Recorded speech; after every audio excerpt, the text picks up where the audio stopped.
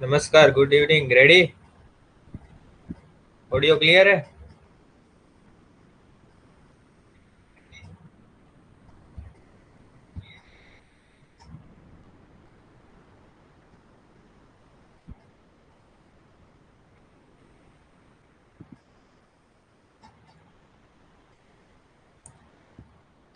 Okay, ठीक है। Screen share कर रहा हूँ।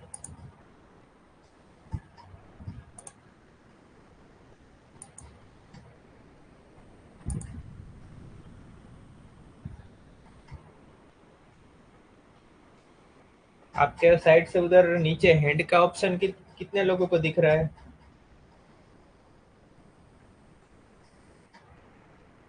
राइट साइड पे। यस। किसी को आंसर देना है तो वो हैंड रेज करेगा तो वो बोल पाएंगे, ठीक है? ओके। इधर से मैं परमिशन दे दूंगा। वन बाय वन हो सकेगा, एक साथ में सब लोग नहीं बोल पाएंगे। तो कोई क्वेश्चन मैं पूछूं तो हमको सेशन अगर इंटरेक्टिव बनाना है तो हम उसको यूज कर सकते हैं, ठीक है? प्रेयर के साथ शुरू करते हैं। सहस्राक्षं गणाधीशं समगुरुं च सरस्वतीं जनकं जनयित्रीं च शास्त्रमादौ प्रणम्यहम्।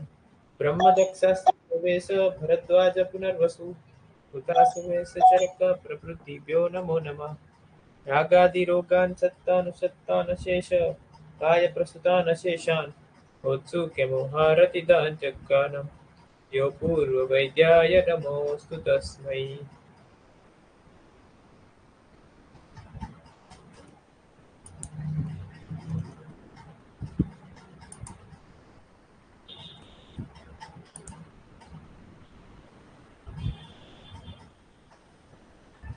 साउंड डबल आ रहा है क्या सबको?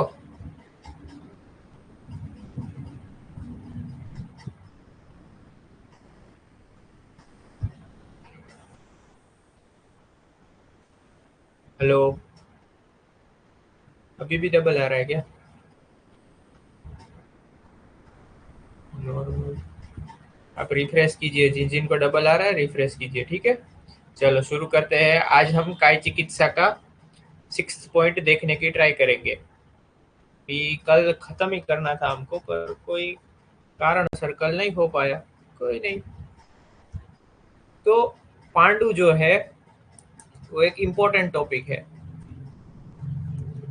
कल हमने उसका चिकित्सा देखा था, है ना? रस्व स्रोतस का चिकित्सा सूत्र किसको आता है भाई? हैंड रेज करो।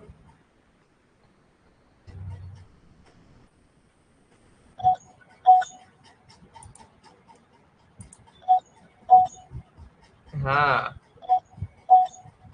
पूछता हूँ मैं, किनको पूछूं?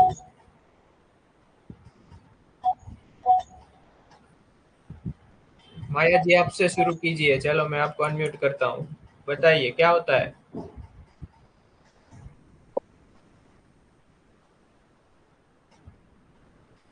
आवाज आ रहा है? बताइए। हेलो। हाँ बताइए, क्या होता है चिकित्सा सूत्र? रज्जानां विकाराणां यस। हेलो। हाँ, आवाज आ रज्जानां रही विकाराणां सर्व सर्वं सर्वदा लंघनम् औषधम्। है? Okay, very good. ठीक है। अर्नब भाई, आप बताइए।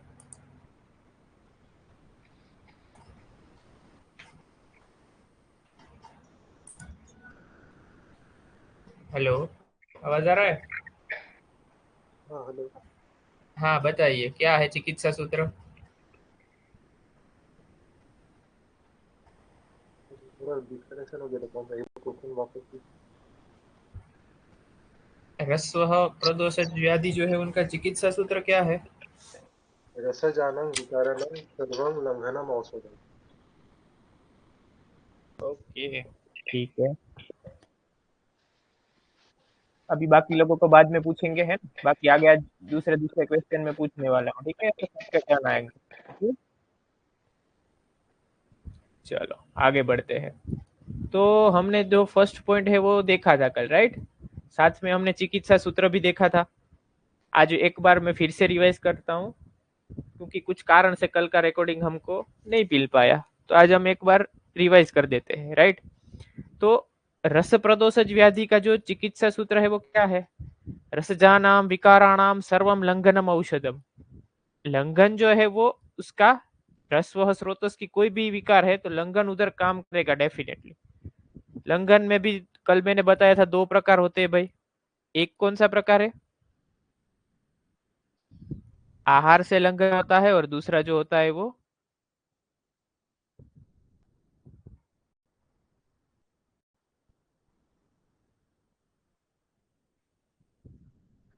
ऑडियो वीडियो क्लियर है क्या? दूसरा जो होता है वो कर्म से होता है, पंचकर्म जो है वो, राइट। यस, चिकित्सा, गुड गुड। अगर दोष कम अमाउंट में होगा तो लंघन देंगे, उससे थोड़ा ज्यादा रहेगा मध्यम लंघन पाचन, दोष प्रभुत्व मात्रा में रहेगा तो क्या देंगे? शोधन। संप्राप्ति विघटन है इनका, तो निदान परिवर्जन सबसे पहले कराएंगे, क्योंकि इधर पित्त प्रधान दोष निदान रहते हैं प्रायः। फिर जो उधर धातु का प्रसादन है तो उधर जो है वो धातु प्रसादन करेंगे, और धातु प्रसादन के लिए हम क्या यूज करेंगे भाई? धातु पाचक रस सारे। उसके बाद जो है वो अग्निवर्धन करवाना है, तो अग्निवर्धन करने के लिए क्या यूज करेंगे भाई? अलग अलग दीपन पाचन द्रव्य यूज करेंगे। और उसके बाद जो है वो, हेलो, उसके बाद जो है वो स्रोतोशोधन यूज करेंगे। स्रोतोशोधन क्यों? क्योंकि उधर जो है वो संप्राप्ति आवरण हो रहा है, तो उधर जो यूज करेंगे वो क्या करेंगे? कटु तिक्त उष्ण द्रव्य। स्थानगत चिकित्सा अगर हमको करनी है तो ये जो है वो आमाशय सम्मुख व्याधि है, तो हम लंघन आदि चीज कर लेंगे। और अगर आगे चिकित्सा करनी है तो आवरण हर चिकित्सा करनी है। आवरण कैसे दूर करेंगे हम? कटु तीक्ष्ण उष्ण द्रव्य से आवरण दूर करेंगे। क्लियर है? कंफ्यूजन इधर तक किसी को कोई?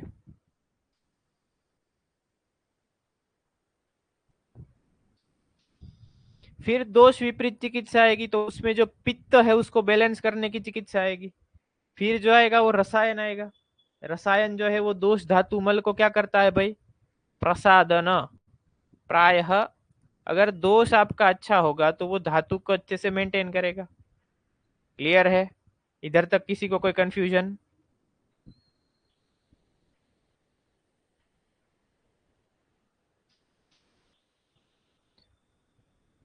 तो इन्होंने जो सिलेबस में पहला पॉइंट बताया था वो हमारा हो गया है, ठीक है। अभी हम डायरेक्ट चिकित्सा सूत्र में जाएंगे। इसका चिकित्सा सूत्र क्या है? सबसे पहले इन्होंने लिखा है, हाँ? तो संहिता में जाओगे ना तो इन्होंने सबसे पहले लिखा है कि ये जो मैं बात कर रहा हूँ वो सब साध्य पांडु जो है उसकी बात कर रहा हूँ। 16वां अध्याय जो है चिकित्सा स्थान में, साध्य पांडु की चिकित्सा कैसे होगी? तत्र पांडुआमयी स्निग्ध तीक्ष्णे ही ऊर्ध्वानुलोमिके ही संशोधयो मृदुभिस्तिक्ते ही। तो इधर आपको क्या करना है? अनुलोमन, है ना। अनुलोमन का कल मैंने मतलब बताया था, ऊर्ध्व और अध प्रदेश दोनों है। अगर आप शिरव को कंसीडर कर रहे हो तो उसका नजदीक का मार्ग जो है वो नासा रहेगी। अच्छा, what do you want to me to repeat? Jeevika, can you repeat it again? आपने लिखा है, क्या रिपीट करना है आपको? या तो कमेंट में लिखिए या तो हैंड रेज करके अनम्यूट करके बोलिए।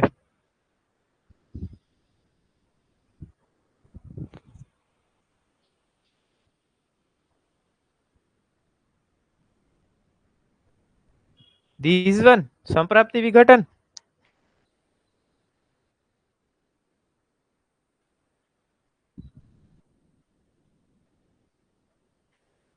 अच्छा, देखो, संप्राप्ति विघटन में सबसे पहले निदान परिवर्जन हमको करना है, The first and foremost step is Nidan Parivarjan, and after that it is a Dhatu Prasadana.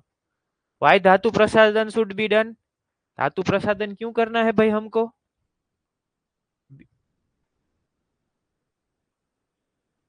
उधर अनम्यूट का ऑप्शन नहीं दिखेगा, उधर आपको हैंड रेज करने का ऑप्शन दिखेगा. हैंड रेज आप करेंगे तो इधर मेरे को साउंड आएगा, तो फिर मैं उधर से अनम्यूट करूंगा तो आप बोल पाएंगे.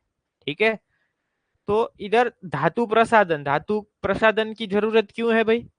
क्योंकि उधर जो धातु खराब हो रहे हैं, दोष है वो धातु को खराब कर रहा है, तो धातु प्रसादन की जरूरत है.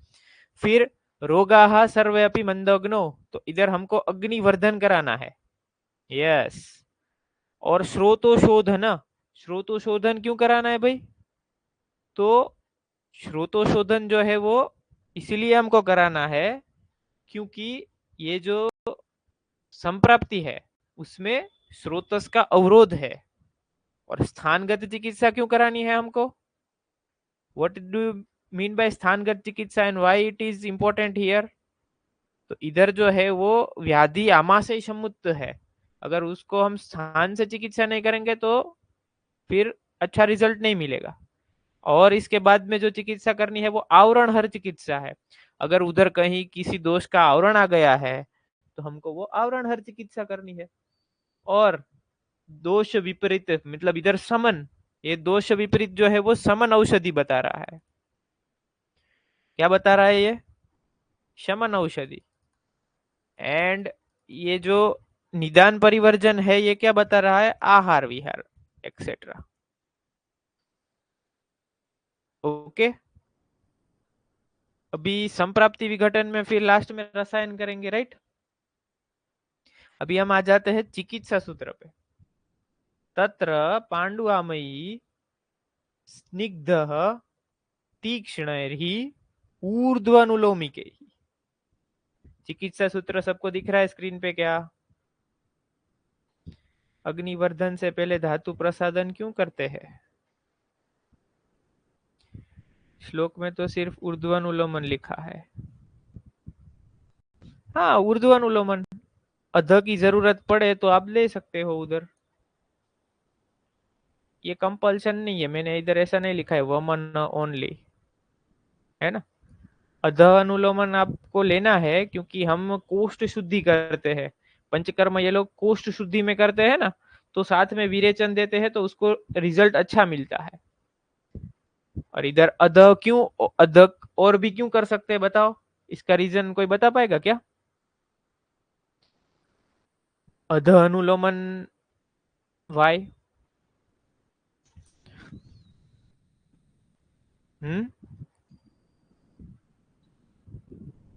अध अध अध है कोई?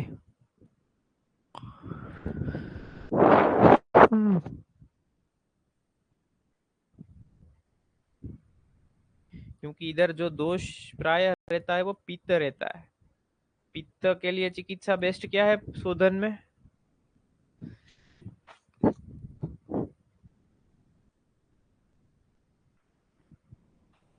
विरेचन. ठीक है. और पित्त के लिए रस भी अच्छा कौन सा है? तिक्त द्रव्य. तिक्त स्निग्ध मृदु. ओके, क्लियर है इधर तक सबको? किसी को कोई कंफ्यूजन है?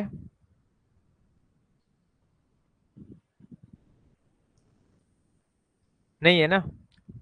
अभी देखो दोष के अकॉर्डिंग क्या रहेगा? वातिके स्नेह भूयिष्टम पैतिके तिक्त शीतकम श्लेष्मिके कटु तिक्त उष्ण विमिश्रम सन्निपातिके. है ना. सुबह में अगर हमने अभी एक वीक जाने दो, फिर श्लोक ऐसे रिसाइटेशन ही करना है ताकि वो याद रह जाए. ये है जो इम्पोर्टेंट है, ये श्लोक करने जैसा है चिकित्सा में. वातिके स्नेह भूयिष्टम. वातिक जो है वो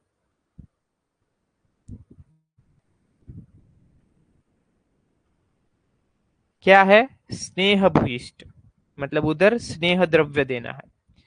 पैतिके तीक्त शीतलम. तीक्त और शीत जो है वो पित्त को कम करता है. श्लेष्मिके कटु तीक्ष्ण उष्ण. कटु तीक्ष्ण और उष्ण जो है वो किसको कम करता है भाई? कफ को. विमिश्रम सन्निपातिके, अगर सन्निपात है तो आप मिश्र सारा दे सकते हो उधर, राइट, दोष के डोमिनेंसी के ऊपर. ओके, इधर तक क्लियर है? किसी को कोई कंफ्यूजन है? अभी आगे जो है वो बोलते हैं कि पांडु में आविष्टि की चिकित्सा क्या है? पांडु में जो है वो स्नेह का क्षय हो जाता है। पांडु में स्नेह का क्षय हो गया तो क्या होगा? रूक्षता बढ़ जाएगी। रूक्षता बढ़ जाएगी तो हमको घृत प्रयोग करना पड़ेगा। तो हम इधर कौन कौन से घृत प्रयोग कर रहे हैं? पंचगव्य घृत, महातिक्त घृत, कल्याणक घृत, 3 घृत का प्रयोग कर रहे हैं। वेरी इंपॉर्टेंट है। पंचगव्य घृत, महातिक्त घृत, कल्याणक घृत। ठीक है। फिर जो आगे चिकित्सा आती है वो क्या आती है भाई? दोषज पांडु। मतलब अगर हमको सम्यक स्नेहन उधर करना है तो हम दोष वाइज क्या क्या दे सकते हैं भाई? अगर वात है तो आप दुग्ध गौमूत्र के साथ दीजिए। पित्त है तो आप क्या दीजिए? तीव्रत चूर्ण शर्करा के साथ दीजिए। और अगर कफ है तो आप क्या देंगे? गोमूत्र हरितकी के साथ देंगे। है ना? क्लियर है इधर तक? तो आगे जाए पथ्य। शोधन के बाद पथ्य क्या लेंगे उस पे जाए। Audio video clear? इधर तक आपको सब क्लियर है टॉपिक्स?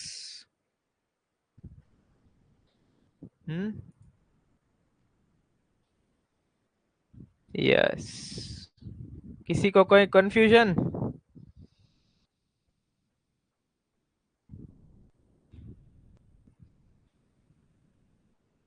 अच्छा, पोल दिया जाए क्या आपको? चलो थोड़ा सा क्विज क्विज खेलते हैं। क्विज क्विज खेले क्या? 2-3 क्वेश्चन दे क्या आपको?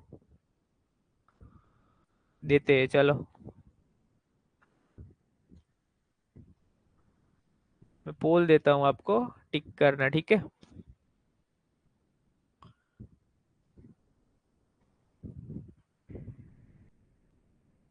तिक्त और शीत जो है, सुन लिए जी ये क्वेश्चन एक बार।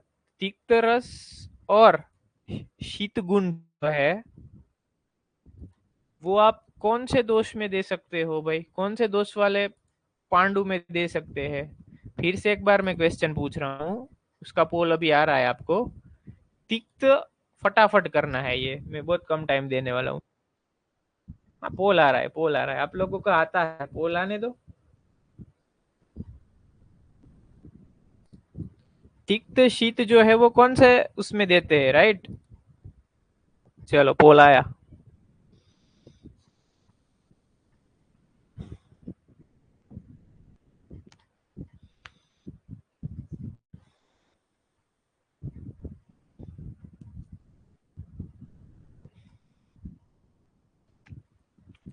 अभी नेक्स्ट क्वेश्चन पूछता हूं मैं कि भाई पांडु में श्लोक में कौन सा अनुलोमन दिया है भाई?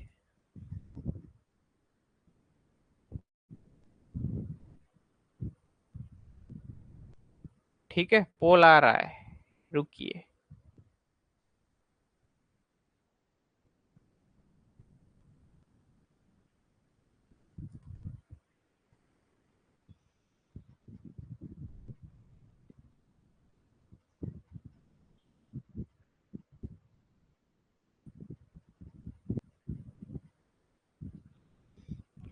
है ना? डाउट है वो चार्ट में लिख दीजिए, मैं देख लूंगा। है ना? देखो इसमें नंबर भी आते हैं सब लोगों के कि कौन जल्दी जल्दी आंसर दे रहा है दोनों में से। है ना? आपकी स्क्रीन में दिख रहा है क्या लीडर बोर्ड?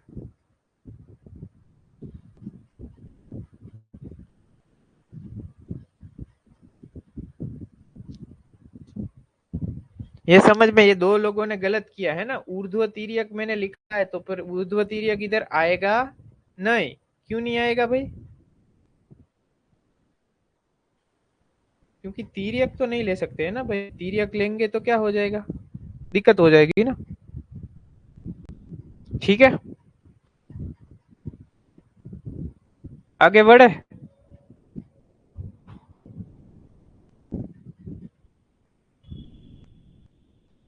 चलो आगे बढ़ते हैं। लीडर बोर्ड को कर देते बंद। आगे बढ़ते हैं। स्क्रीन दिख रही है? सब क्लियर है? चलो,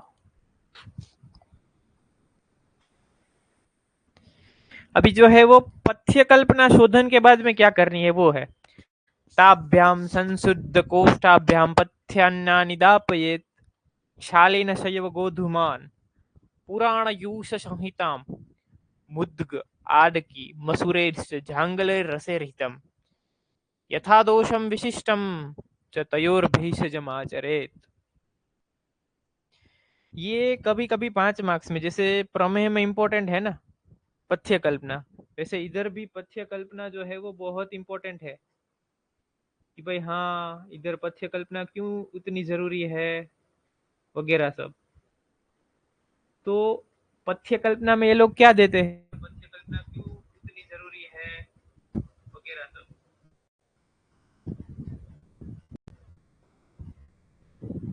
हेलो, वॉइस क्लियर है क्या?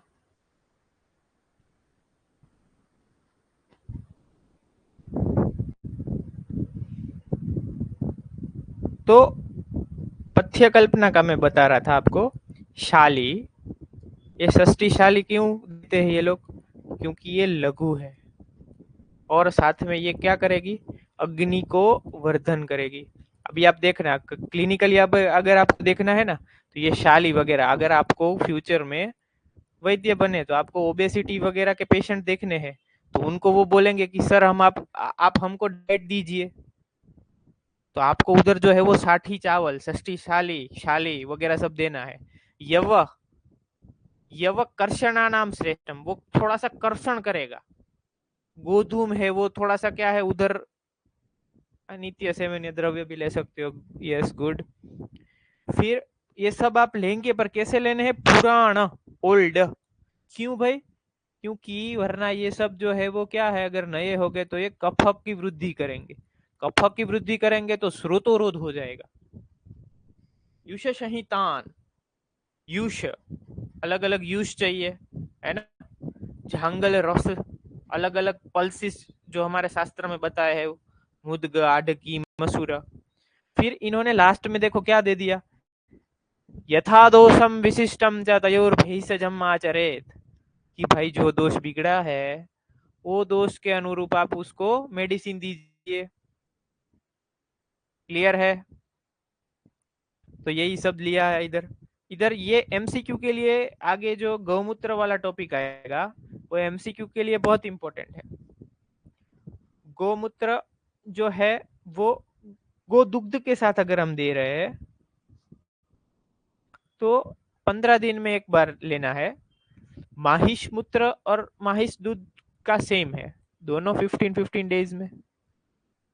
पर अगर गौमूत्र आप त्रिफला कषाय के साथ ले रहे हैं तो वो 7 दिन में एक बार लेना है। ये MCQ point of view important है। आज हम क्विज करेंगे तो एक बार मैं ये तो पूछूंगा ही, तो ये सब याद होना चाहिए। क्लियर है इधर तक सबको?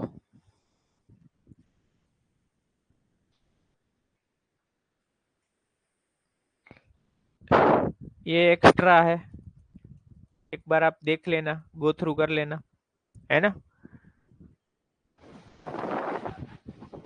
अलग अलग क्या क्या कल्पना दे सकते हैं, कल मैंने बोला था धात्री लो है, अभिपति कर चूर्ण है, ताप्यादि योग या ताप्यादि लो है, ये सारे चूर्ण के योग है। इधर चूर्ण के योग ले रहे हो तो इधर क्या लिख सकते हो आप, चूर्ण की 3 to 6 ग्राम, वट्टी गुटी का 1 to 2 टैब, रस औषध 250 mg की 2 टैब्स, 1 to 2 टैब, अष्टवरिष्ठ 1 पल अकॉर्डिंग, मतलब 1 पल तो नहीं लेंगे इधर, हम 30 ml आसपास ले सकते हैं। क्लियर है ये अनुपान द्रव्य कौन कौन से यूज करेंगे, सबको क्लियर है? कोई कंफ्यूजन है क्या? वॉइस फ्लक्चुएट हो रहा है, अभी भी फ्लक्चुएट हो रहा है क्या सबको? You said once in 15 days, but in Samhita it is given to give for 15 days. Okay, मैं देख के बताता हूँ। आएंगे हम उधर, लास्ट में जब आएंगे तब मैं एक बार टीका में देख के बताऊंगा आपको, ठीक है। मैंने एक दो रेफरेंस बुक में ऐसा देखा था। Okay, no issues. अभी ये तो सेम क्वेश्चन है, चिकित्सा योजना जो हमने देखा, पथ्य आफ्टर शोधन जो है वो। अभी जो है इसकी कल्पना पे हमको आ जाना है कि भाई पांडु रोग में अलग अलग कल्पना दी गई है, तो इनकी वाइडली हमको क्या क्या करना है, इसका फलश्रुति, व्हाट इज द फलश्रुति, व्हाट इज द औषध सेवन काल, व्हाट इज मात्रा एंड व्हाट इज अनुपान। सबसे पहले क्या है, नवायस चूर्ण। कौन सा चूर्ण है, नवायस चूर्ण, है ना। नवायस क्यों बोला है इधर,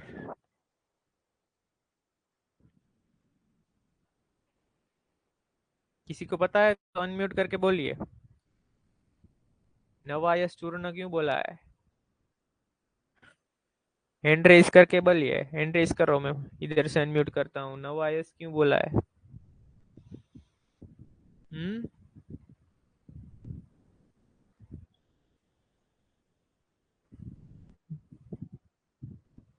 हम्म बताइए भूमिका जी।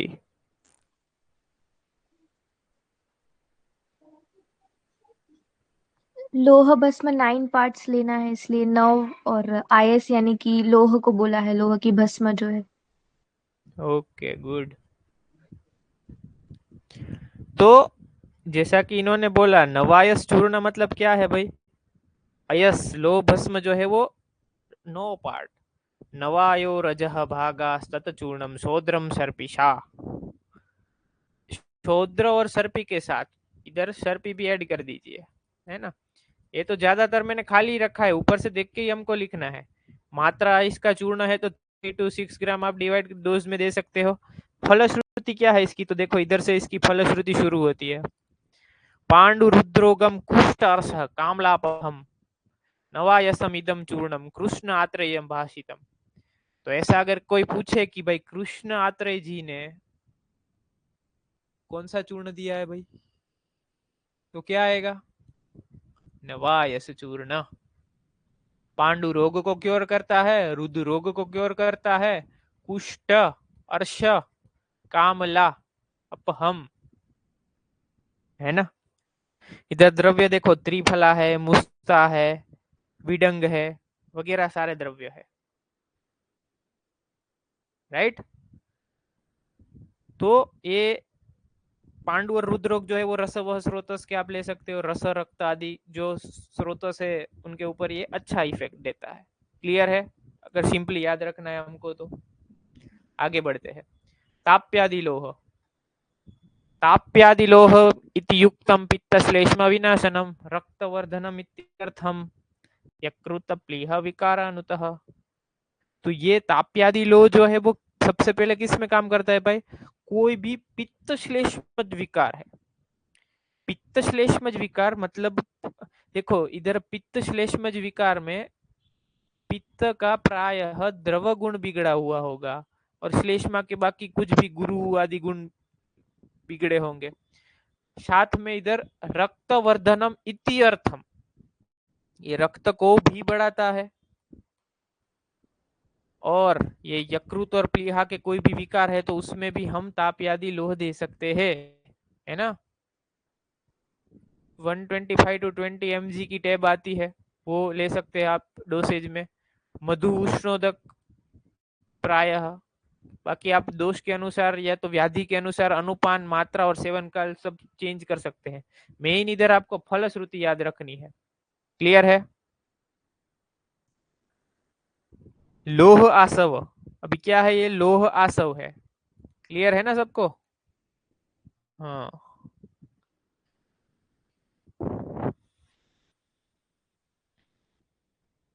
तभी लोह आसव की फलश्रुति क्या है भाई, पिबेदम वहनिकरम परम। भी देखो अग्नि अच्छा कर रहा है, सबसे पहले हमने क्या देखा था भाई, अगर हमारा अग्नि अच्छा होगा तो हमको कोई व्याधि नहीं होगा। पांडु स्वयथु गुलमानी जठरार सांसी रुजम, पांडु याद रह गया आपको। आशा-वरिष्ठ है तो तीक्ष्ण गुण होगा, तो अग्नि को सबसे अच्छा कर दिया। फिर जठर, उदर रोग में काम आएगा। कुष्ठ भी है ये। तो थोड़ी सी व्याधि तो आपको याद रखनी है। क्या क्या आएगा कॉमन, कुछ ये याद आता है तो? एक तो पांडु लिख सकते हैं, रुद्रोग लिख सकते हैं, कुष्ठ लिख सकते हैं, और क्या लिखेंगे भाई?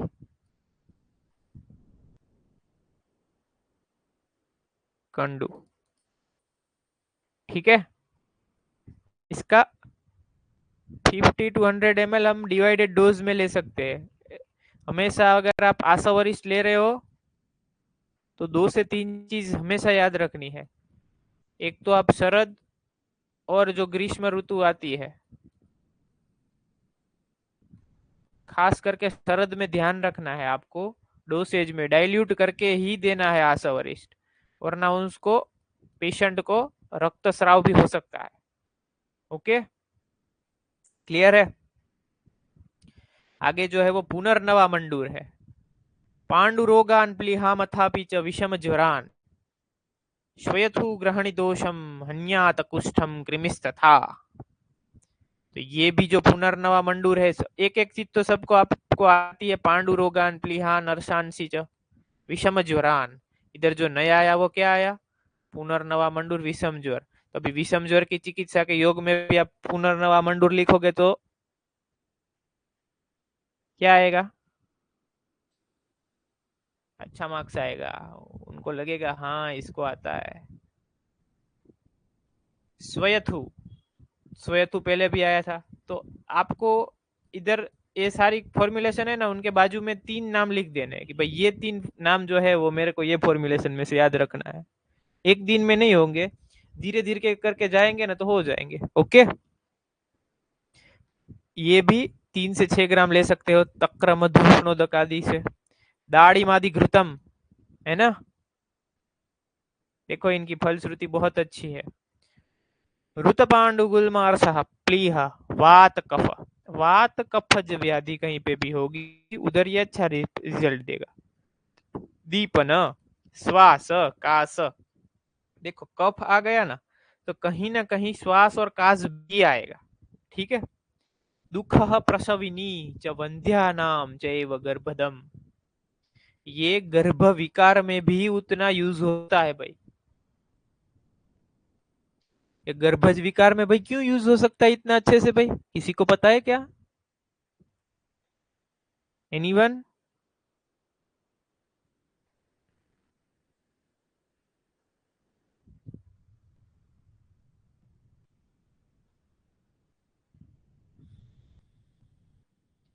गर्भ जो होता है वो कहाँ से बाहर निकलता है भाई? अच्छा, एनीवन है? कौन है? हाँ यस, अधिलक्ष्मी जी बताइए। यस,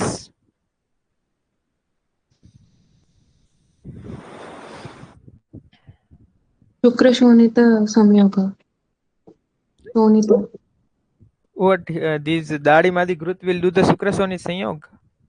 अच्छा, Garbha is formed due to Shukra Shonita Samyoga. So हाँ, it acts like mm, nourishment to the अच्छा, maybe. Okay, we will see others answer also. Okay, yes Riya ji बताइए।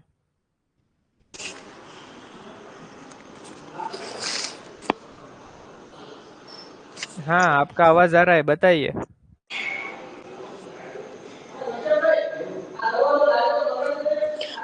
Because of अपान वायु।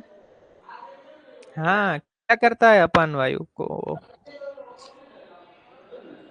सही गर्भ बोला को आपने, मेंटेन करने के लिए। Very good. यस, गर्भ को मेंटेन करता है, सही है। इधर हमको ऐसा क्या दिखता है कि भाई हाँ अच्छा ऐसा है क्या? दाड़िम आदि गुरुत जो है उसके श्लोक में एक वर्ड है, एक वर्ड को ही पकड़ना है, वो वर्ड जो है वो हमको पकड़ना है। ठीक है, और कोई आंसर बोलना चाहता है?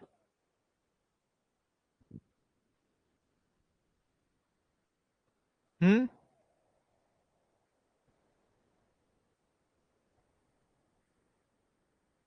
देखो दिखाता हूँ, ये वर्ड लिखा हुआ है मूढ़वात। दाड़िम का रस कौन सा होता है भाई, ये बताओ। चलो कौन बता रहा है दाड़िम का रस कौन सा होता है? दाड़िम दाड़िम।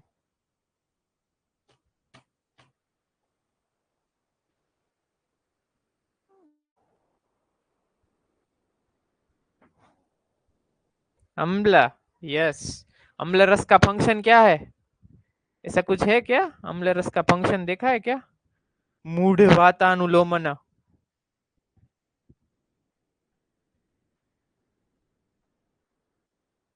ठीक है। मूढ़ वातानुलोमन करता है अम्ल रस, वात का अनुलोमन करता है। उसके स्निग्ध, उसके पास स्निग्ध गुण है और उष्ण गुण भी है, थोड़ा सा अम्ल है उसमें, उष्ण महाभूत भी है, अग्नि महाभूत भी है, अम्ल में स्निग्धता भी है। वो वात का अनुलोमन करेगा, इसीलिए प्रसव काल में वो वात ठीक से नहीं होता है। तो आप सोच सकते हो, अब स्पार्क करना है हमको, ये सब करना है ना, बहुत सारे लोगों को स्पार्क में जाना होता है। तो ऐसी ऐसी कल्पना में ऐसे ऐसे वर्ड लेके आप बेसिक दोष से कुछ ना कुछ, मतलब ये स्पार्क तो ठीक है स्टूडेंट को सपोर्ट करने के लिए, तो आप रियल लाइफ में ऐसा कुछ कर सकते हो, ऐसी छोटी कल्पना में बहुत सारे अच्छी प्रैक्टिस कर सकते हैं। ओके, तो इसकी फलश्रुति में आपको दुख प्रसविनी नाम च वंध्या नाम चैव गुरु, तो ये जो व्याधि है उसमें ये यूजफुल होगा। ठीक है। द्राक्ष अवलेह, द्राक्ष अवले जो है ना, वो बहुत इंपॉर्टेंट कल्पना है। इसका जो रेफरेंस है ना वो अष्टांग हृदय में मिलता है। अष्टांग हृदय का जो चिकित्सा स्थान है उसमें द्राक्षावले बताया गया है। सुना है क्या किसी ने द्राक्षावले का?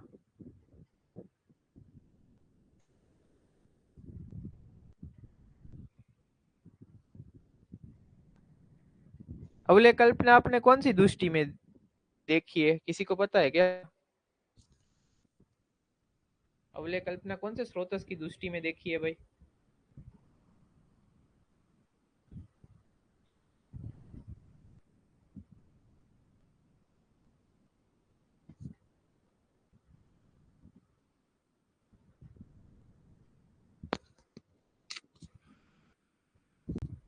हाँ टाइम दिया, बोलो बोलो। यस, बताओ।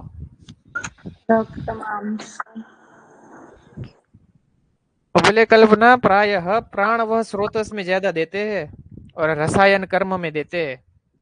ठीक है, सुना है ना? च्यवनप्राश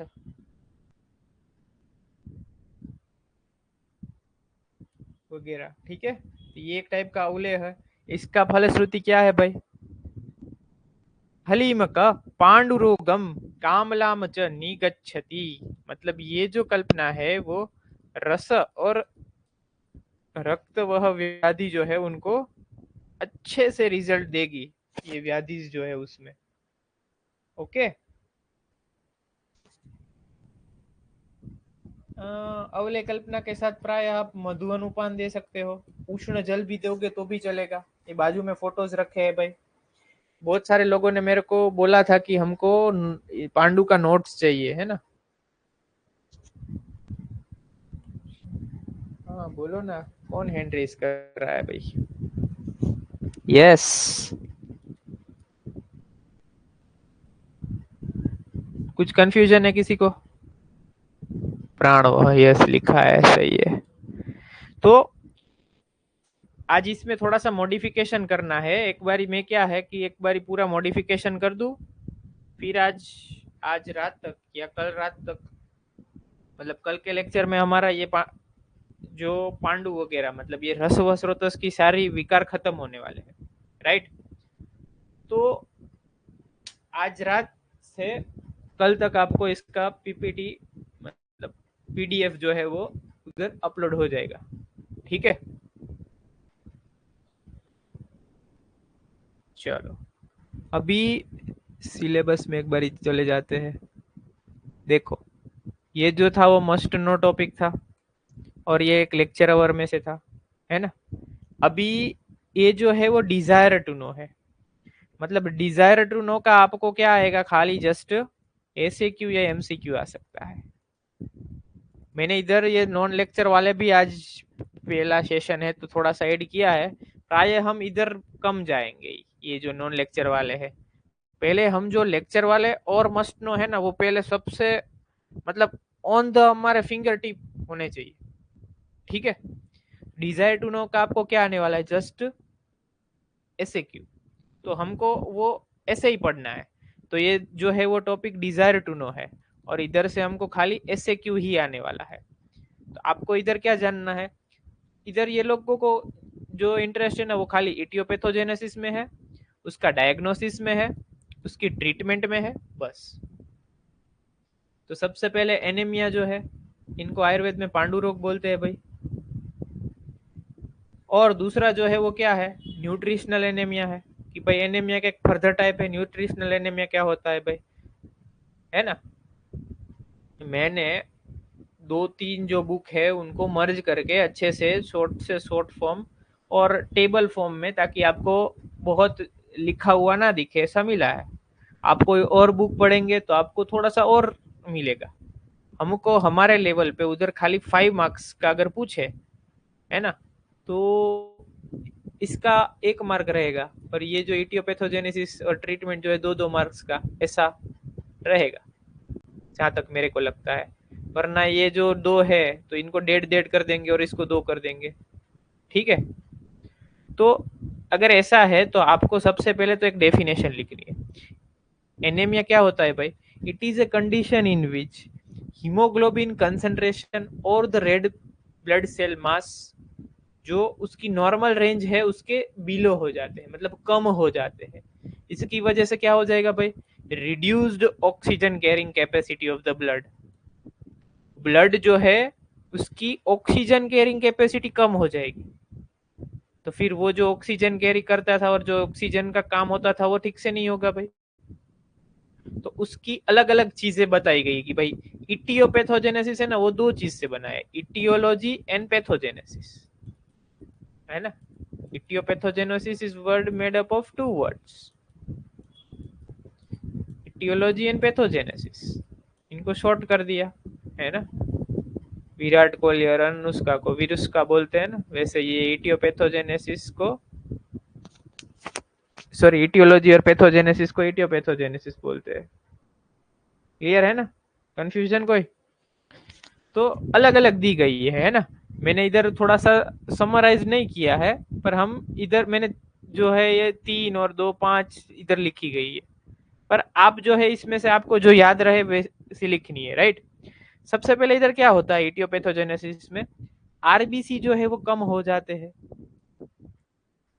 अभी देखो आरबीसी कम होंगे तो क्या होगा, कौन कौन से कारण से कम होगा और कौन सी व्याधि में वो कम होगा, ऐसा हमको अगर सोचना है तो हम कैसे सोचेंगे कि अगर जो आरबीसी का प्रोडक्शन जो होता है उसको क्या बोलते हैं, इरिथ्रोपोएसिस बोलते हैं भाई।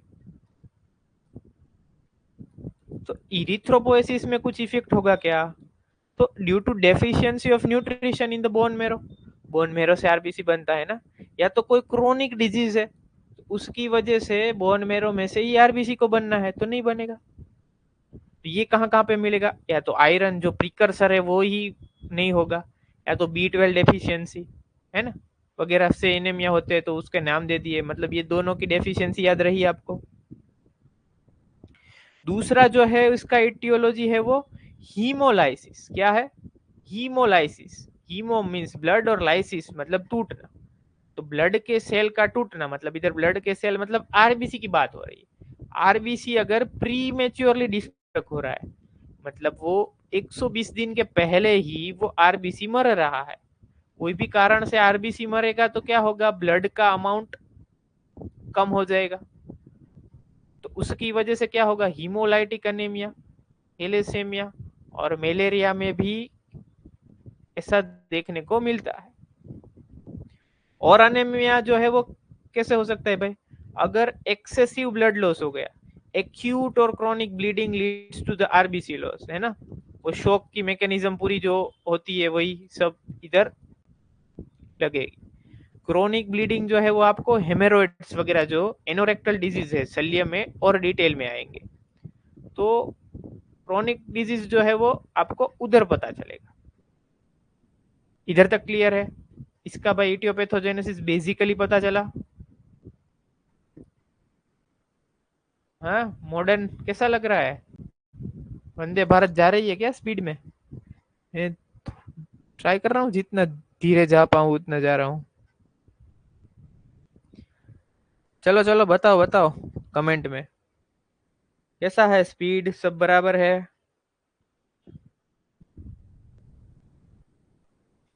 अच्छा, ओके। एनेमिया बेसिक देखा हमने, ठीक है। कुछ डाउट हो तो कमेंट में लिख देना है, ठीक है, मैं देख लूंगा। अभी हम जो देखने वाले हैं वो क्या देखेंगे भाई? उसका और इटियोलॉजिकल क्लासिफिकेशन टाइप्स क्या क्या हो सकते हैं भाई, और उसका कोर्स क्या क्या हो सकता है। या तो वो न्यूट्रिशनल एनीमिया है, तो न्यूट्रिशनल एनीमिया नाम से ही क्या बोलते हैं भाई कि वो न्यूट्रिशन से हो रहा है, न्यूट्रिशनल डेफिशिएंसी से। तो न्यूट्रिशन के जो जो नाम आते हैं, iron deficiency, folic acid deficiency, vitamin B12 deficiency. Haemorrhagic anaemia, blood loss की वजह से जो एनीमिया हो रहा है, मतलब इनको हम टाइप बोलेंगे। तो वो जो ब्लड लॉस की वजह से एनीमिया हो रहा है उसको दो टाइप में क्लासिफाई करते हैं भाई, एक्यूट एंड क्रोनिक। ये पीपीएच का फुल फॉर्म मेरे को कौन बताएगा? कमेंट में नहीं बताएगा, हैंड रेज करके बताएगा। कौन बता रहा है?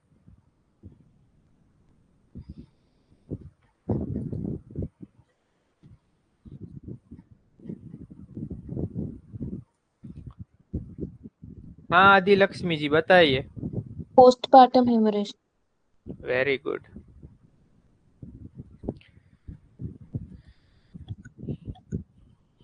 बाकी के लोगों को बाद में पूछूंगा मैं, है ठीक है। ये अभी हैंड रेज नहीं चाहिए, अभी बाद में, है ठीक है। हाँ चलो, किसी ने किया है ना, पूछ लेते हैं। हाँ अर्ज भाई, मेरे को ऑटो इम्यून डिजीज के नाम बताइए भाई, एक ऑटो इम्यून डिजीज का नाम बताइए, याद आता है तो। Harsha Rajput, auto immune disease का नाम याद आता है क्या?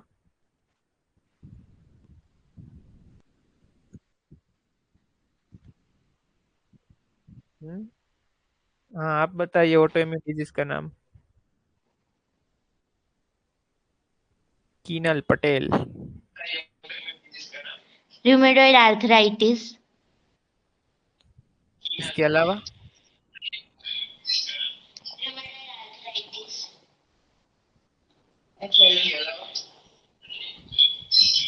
SLE। Full form? Systemic lupus erythematosus. अच्छा, वेरी गुड। इसके अलावा किसी को बताना है? इनके अलावा, ये जो रोग बताए इनके अलावा किसी को?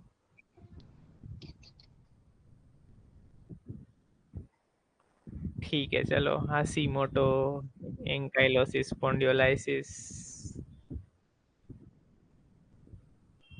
ठीक है चलो, आ गया बाद में। अभी ये नीचे है ना, क्योंकि हिमोलाइटिक। अभी देखो, हिमोलाइटिक एनीमिया जो है, इसमें इन्होंने सबसे पहले कॉज क्या दे दिया कि भाई कोई भी ऑटो इम्यून डिसऑर्डर हो सकता है। मलेरिया में भी जो है वो आरबीसी फूट जाता है, हेरिडेटरी स्पिरोसाइटोसिस भी होता है बहुत सारे केस में। ऑटो इम्यून डिजीज में इधर क्या वो रहेगा भाई? ऐसा क्या चीज रहेगा ऑटो इम्यून डिजीज में कि जो हिमोलाइटिक एनीमिया कर रहा है भाई? इसका कोई मैकेनिज्म मेरे को बताए तो थोड़ा अच्छा लगेगा। कौन ट्राई करना चाहता है? ऑटो इम्यून से कैसे हिमोलाइटिक होगा?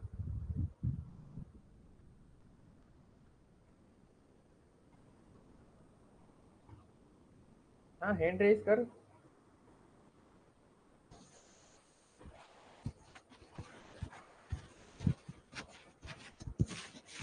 तो ऑटो इम्यून में क्या होता है? ऑटो मतलब खुद, इम्यून सिस्टम खुद के लिए ही एंटीबॉडी बनाएगी। और और वो एंटीबॉडी क्या होगी भाई? वो ये सेल को डिस्ट्रॉय कर देगी।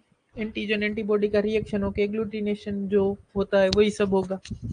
अब इसके बाद जो है वो हाइपोप्लास्टिक एप्लास्टिक जो है, कि भाई अगर बोन मेरो फेलियर वगैरह हो गया है तो उधर से जो आरबीसी बनेंगे वो ही कम बनेंगे। तो बोन मेरो फेलियर की कंडीशन कब आती है? जब आप RTCT पे होते हो, रेडियोथेरापी, कीमोथेरापी वगैरह पे, कोई ड्रग जो है वो टॉक्सिक इंड्यूस होती है, तो वो सब केस में वो होता है, ठीक है। और कोई क्रोनिक डिजीज है तो उसमें भी हो सकता है, ठीक है। पैथोफिजियोलॉजी सेम जो मैंने ऊपर बताया वही, न्यूट्रिशन कम हो गया तो उसकी वजह से हीमोग्लोबिन कम हो जाएगा, हीमोग्लोबिन कम होगा तो फिर एनीमिया हो जाएगा, है ना। फोटो दिख रहा है आपको। इनइफेक्टिव इरिथ्रोपोएसिस, अभी इरिथ्रोपोएसिस जो है वो कहाँ पे होती है भाई, where does erythropoiesis occurs?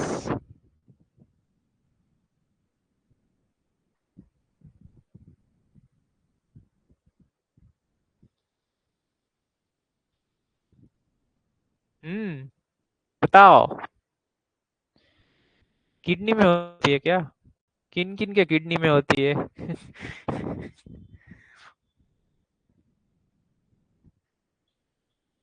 Bone marrow में होती है, बोन मैरो में। कहाँ पे होती है?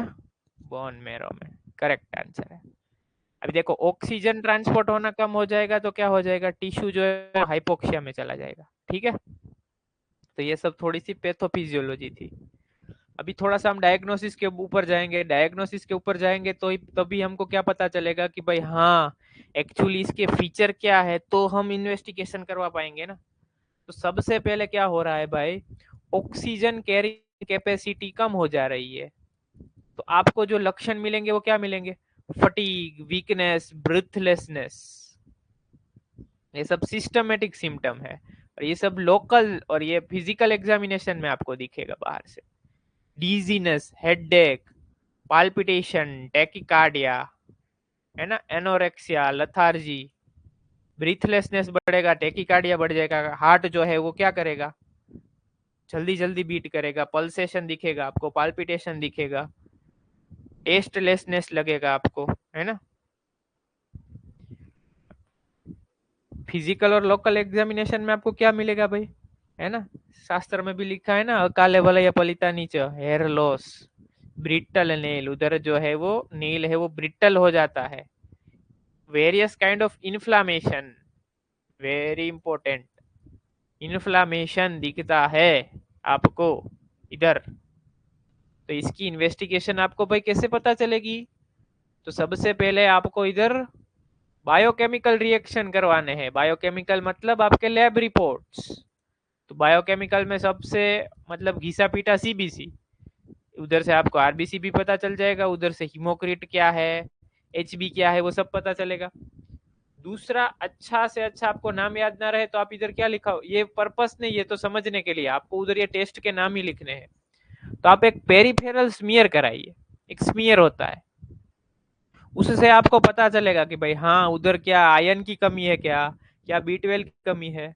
दूसरा, अगर आपको उधर ये बोन मैरो मतलब इरिथ्रोपोएसिस कोष को कैंसिल करना है, रूल आउट करना है कि भाई हाँ इरिथ्रोपोएटिक एक्टिविटी तो मेरी अच्छे से हो रही है, तो आप एक बोन मैरो स्टडी करके, महंगा रिपोर्ट आता है, 50,000 से लेके लाख रुपए तक जाता है, वो भी आप करवा सकते हैं, ठीक है। ट्रीटमेंट के ऊपर आ जाते हैं, मॉडर्न मैनेजमेंट आएगा इधर। तो आयरन डेफिशिएंसी एनीमिया है तो आप क्या करो, ओरल आयरन थेरापी दो, ferrous sulphate, ferrous sulphate with folic acid, है ना, फेरस सल्फेट विथ कौन सा एसिड, फोलिक एसिड।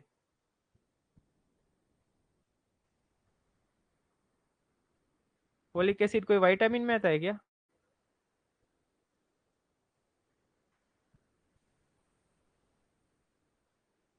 किसी को पता है?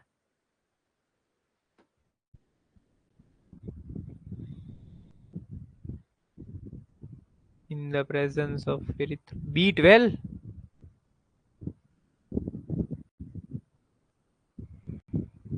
मिनी हार्ट अटैक आ जाएगा भाई। B12, B3, विटामिन 9, ये तो नया विटामिन आया, तो फिर विटामिन M भी मैं लिखूंगा, विटामिन मनी। यस, B9 आएगा, क्या आएगा, B9। ये कॉम्पिटिटिव एग्जाम में बहुत बार पूछा गया है। फोलिक एसिड कौन सा विटामिन है और साइनोकोबालामाइन कौन सा विटामिन है? देवांग भाई, साइनोकोबालामाइन कौन से विटामिन का साइंटिफिक नेम है?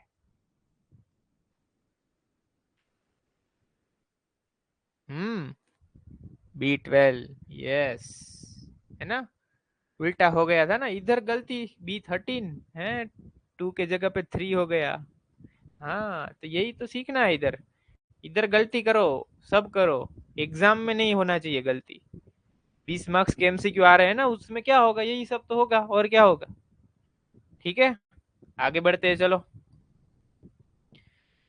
फिर आप फेरस सल्फेट का 200 mg 3 times per day they सकते हो, और डाइटरी आयरन सप्लीमेंट जो कोई भी है वो दे सकते हो। अगर फोलिक एसिड की डेफिशिएंसी हो गई तो आप फोलिक एसिड की टेब आती है येलो कलर की, ये तो फेरस सल्फेट के साथ है। फोलिक एसिड की टेब शायद मैंने, हाँ, ये दिख रही है, ऐसी फोलिक एसिड टेबलेट, ये देनी है, ठीक है।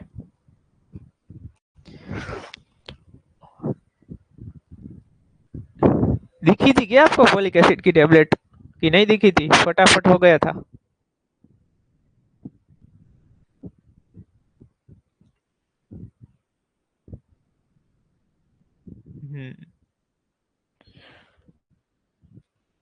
और B12 डेफिशिएंसी हो गया तो है, अभी तो B12 का देवांग भाई नहीं भूलेंगे, है ना, साइनोकोबालामाइन।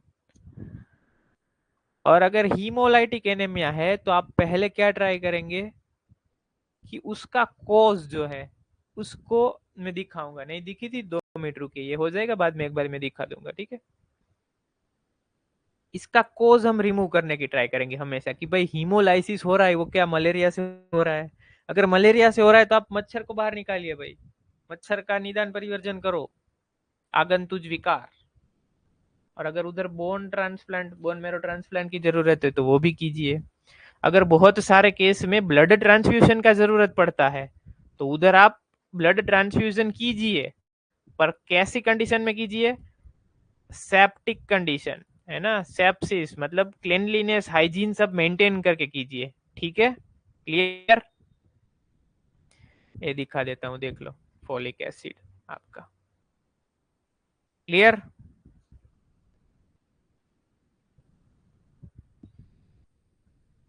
दिख रहा है सबको, येलो येलो, है ना? यस और नो? दिख रही है ना येलो सबको? चलो, ये सब जो टॉपिक है वो सब किस में है अभी? हाँ, गया सिलेबस। अभी जो है वो नाइस टू नो एंड एनएलएसटी में है, डेफिनेटली हम नहीं करेंगे इधर, उसका पीपीटी में तो सब है। अभी हम डायरेक्ट जाते हैं संप्राप्ति विघटन और चिकित्सा वृद्ध रोग, ठीक है।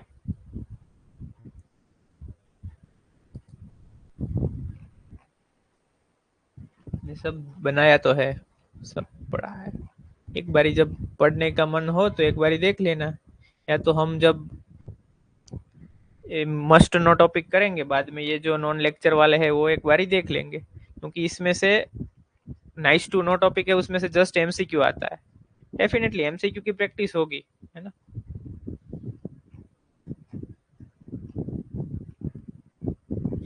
इधर तक और किसी को कोई कंफ्यूजन है किसी भी प्रकार का?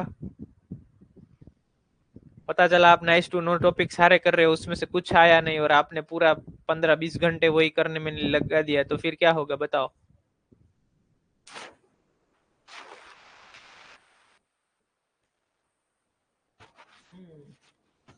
है ना। आज का हमारा जो है वो लास्ट टॉपिक रुद्ध रोग रहेगा, है ना। रुद्ध रोग आजकल बहुत बढ़ गया है ना। आप सब लोगों को मैं अगर बेसिक दोस्त का समझाऊं, अगर ऐसा लग रहा है भाषण जैसा है, पर ये आपको काम कब आएगा पता है? जब आपके पास पेशेंट आएंगे ना, तब उनको आपको ऐसी बेसिक लैंग्वेज में ही समझाना है। आजकल हार्ट डिजीज का प्रेवलेंस इतना बढ़ गया है, तो सबसे पहले हार्ट डिजीज का निदान क्या है वो आपको पता होना चाहिए भाई, कि भाई हाँ ये निदान है। फिर धीरे धीरे आपको पता चलेगा, आपको पेशेंट को बोलना है कि भाई ये तरीके से हो सकता है भाई। चलो एक क्वेश्चन, रुद्रोग का रेफरेंस है वो कहाँ पे आता है?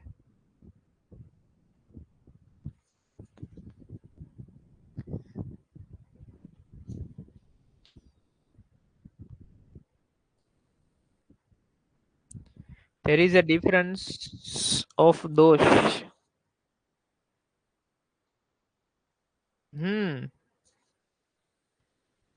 There is a difference of dosh.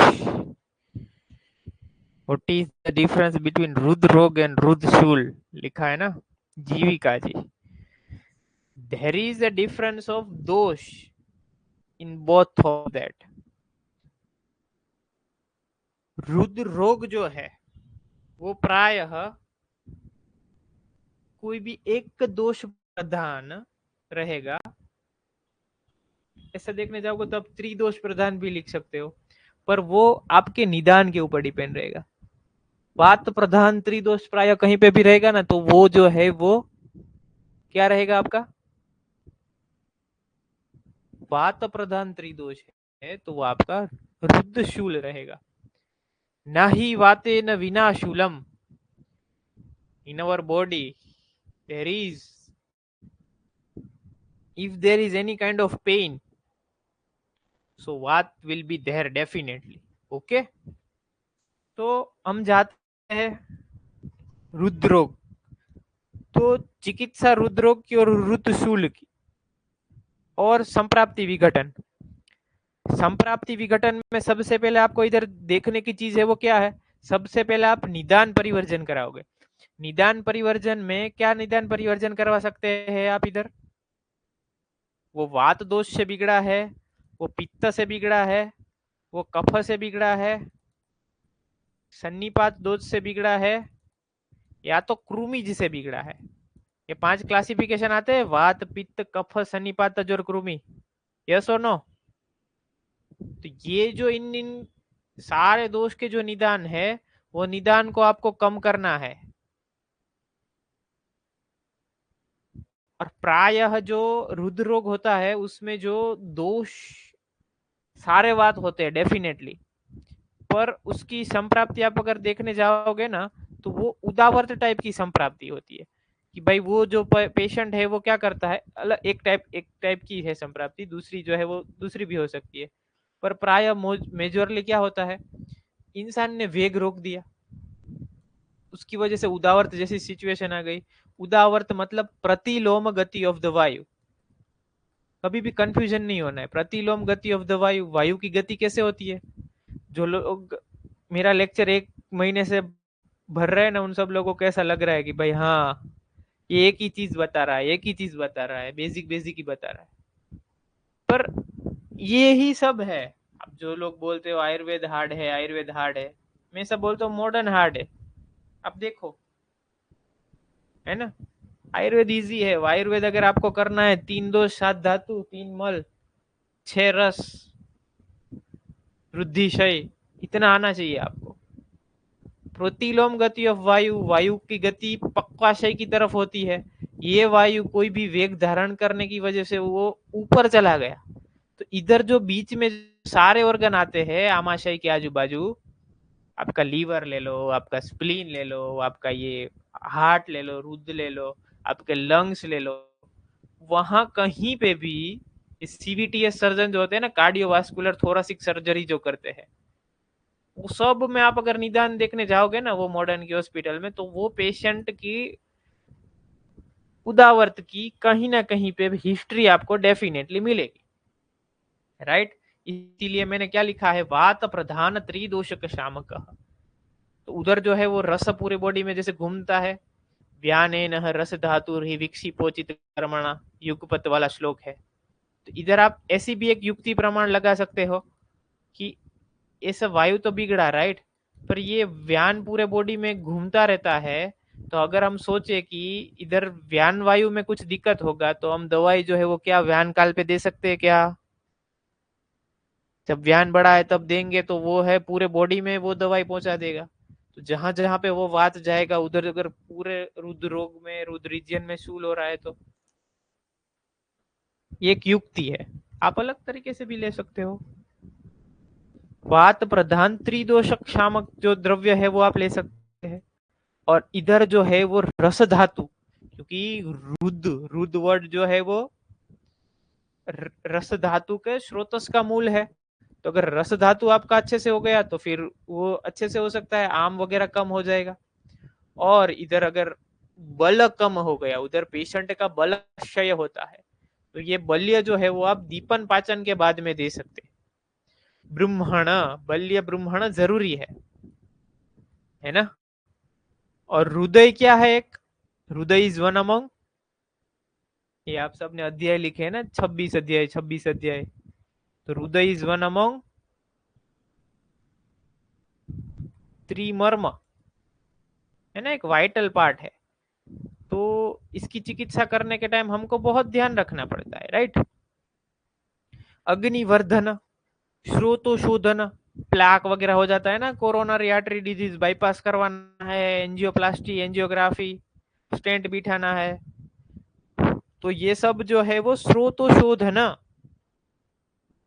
और अगर आवरण उधर कहीं पे भी आ गया, ये प्लैक, इनको मॉडर्न में प्लाक बोलते हैं, PLAQUE, प्लाक फॉर्मेशन हो जाता है, फाइब्रोसिस हो जाता है, ऐसा वगैरह बोलते हैं कि भाई हाँ, कैल्सिफिकेशन बोलते हैं वो लोग, क्या बोलते हैं, कैल्सिफिकेशन। अभी कैल्सिफिकेशन को हम क्या बोलेंगे, हाँ सीक्वेंस में भी कर सकते हो, ये मैंने थोड़ा सा रेंडमली लिखा है, आप सीक्वेंस से भी लिख सकते हो, ठीक है। मैंने खाली जस्ट क्या किया है, इनको सॉर्ट आउट कर दिया कि इतनी इतनी तरीके से सोच सकते हो। आपको और अच्छे से लिखना है तो आप सीक्वेंस में लिख सकते हो, ओके। हाँ मैं कहाँ पे था, कैल्सिफिकेशन। कैल्सिफिकेशन को हम क्या बोलते हैं पता है क्या,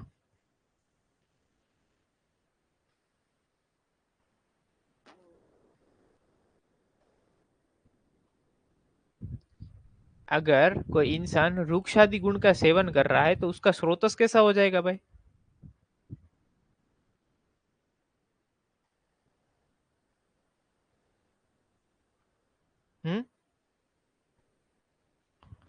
कठिन हो जाएगा। ये calcification is kind of that only, उसके स्रोतस जो है वो कठिन, हाँ खर परुष कठिन है, वही कठिन हो जाएगा ना, तो वो जो है उधर वात रहेगा, इसीलिए मैंने इधर बल्य ब्रह्मण्य द्रव्य दिया है। और ज्यादातर आप लोगों को अगर पता नहीं होगा ना, तो मॉडर्न की सिचुएशन क्या है भाई, ये लोग क्या बोलते हैं कि हार्ट का डिजीज है, मतलब आपको कोलेस्ट्रॉल का बहुत ध्यान रखना पड़ेगा। और वो लोग घी भी खाने देते हैं क्या, they allow the people to, we can say that, eat the ghee preparation or the directly ghee, yes or no? No. और वो घी की प्रिपरेशन लेने नहीं देते हैं, पर वैसे तो बोलते हैं आप पनीर की सब्जी खा सकते हो वगैरह, आप कुछ खा सकते हो।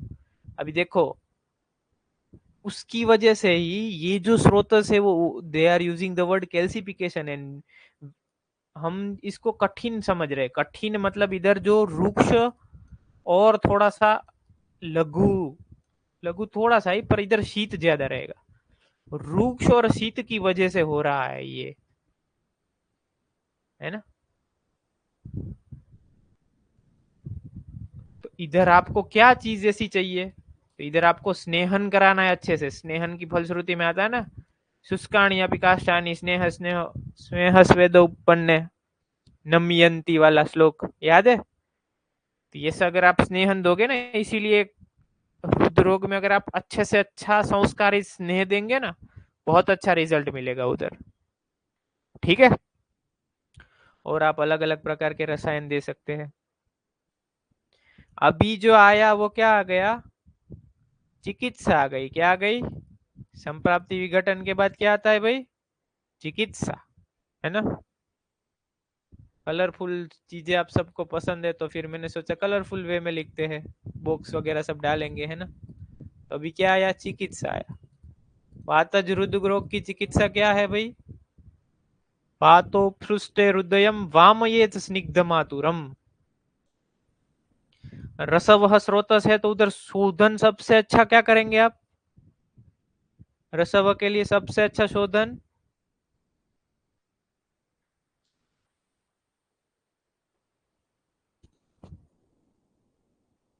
बताओ, आवाज नहीं आ रहा है क्या?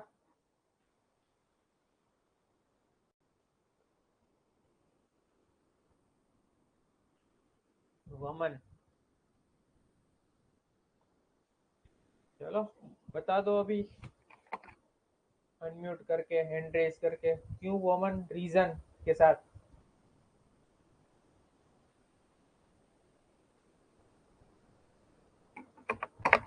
हम्म,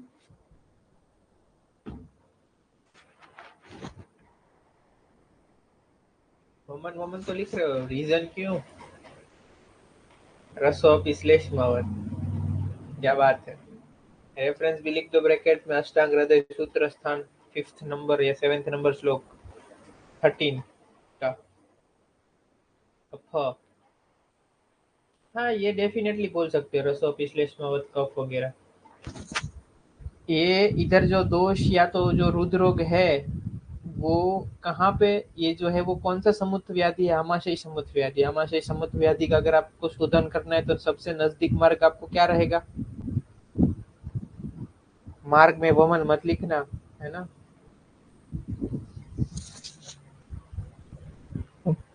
मुखा मार्ग, यस करेक्ट। तो मुखा मार्ग से वमन होता है। Okay, clear. वातो सृष्टम हृदये वामयेत् स्निग्धम आतुरम। वमन तो करना है, बोल दिया। कैसे करेंगे आप? द्विपंचमूलक वात है ना। द्विपंचमूल मतलब दो पंचमूल, दो पंचमूल मतलब लघु पंचमूल, बृहद पंचमूल।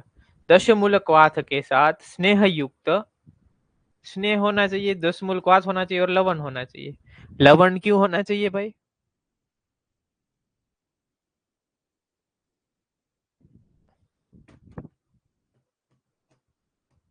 भाई लवण,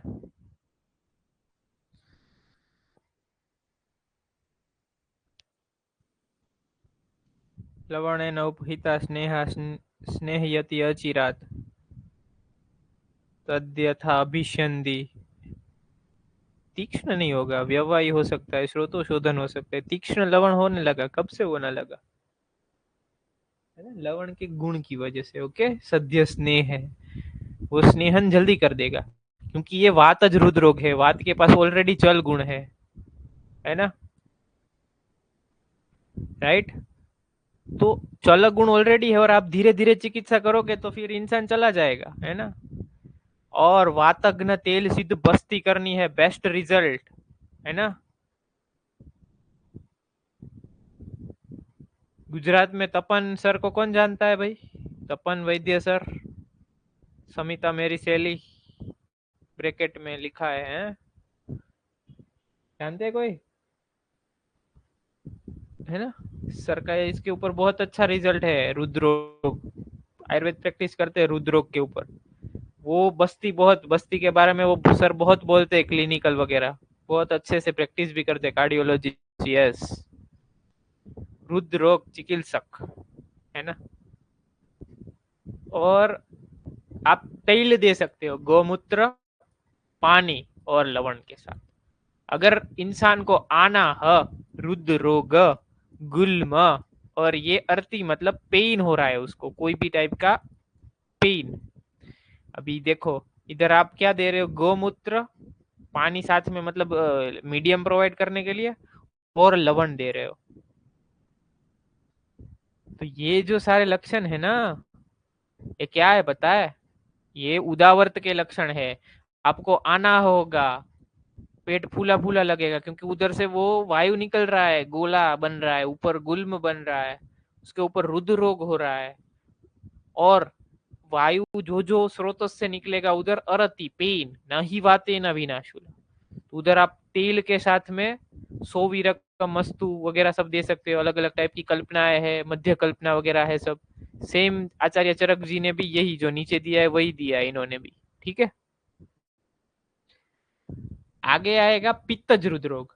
पित्तज रुद्रोग जो प्राय होता है वो, इधर आप पित्त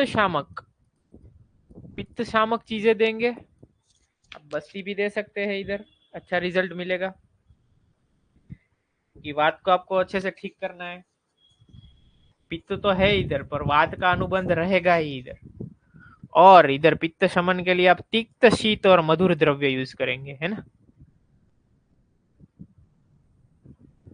मधुर श्रीपर्णी मधु का शोध्रम शीतोपला जलेर्वम। ये श्रीपर्णी आदि जो द्रव्य है वो जल के साथ लेके वमन करना है, मतलब तीनों रुद्रोग में वमन वमन करवाना ही है। कौन सी कंडीशन में वमन और कौन सी कंडीशन में बस्ती।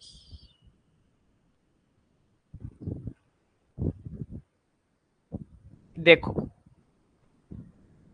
अगर प्रायः कहीं ना कहीं पे आपको वात है, राइट, तो आप बस्ती देंगे डेफिनेटली।